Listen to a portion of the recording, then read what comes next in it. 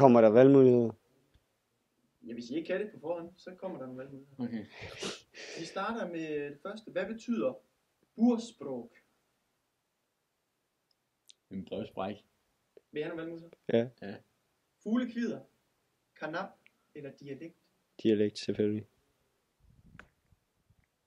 B. Som var Det kan jeg ikke huske. karnap. Ja. 1-0. Til mig. Nej. Til hvad? Du er så afgalt. Hvad betyder tjekker en bulle? Tjekker en pige. Srøv. Hvad er muligheden? Ja. Præge en taxa, hent morgenbrød, spil fodbold. Præg en taxa. Spil fodbold. 2-0. Han er skarp, altså international. Ja, det er mig.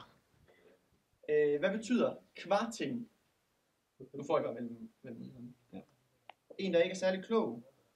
Fætter eller en lille flaske sprut. Fætter.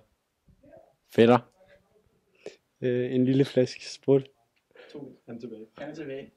Det er stærkt. Hvad betyder fikus? Det ved jeg ikke. Nørd, bøsse eller tosse? Bøsse. Nørd. 2-2. Der er udlignet, ja. 3 stykker tilbage. Hvad betyder spola krokken? Ja.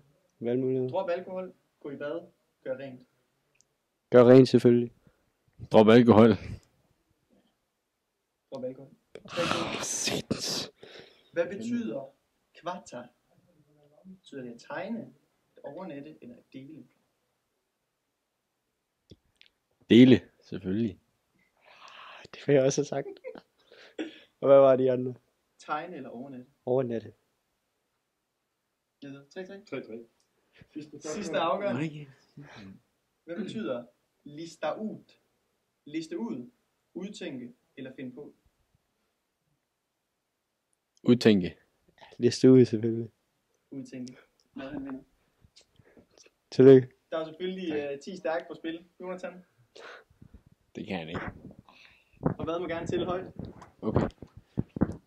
1, 2, 3, 4, 5, 6, 7, 8, 9, 10. Det er stærkt. Tak for det. Tillykke med sejren.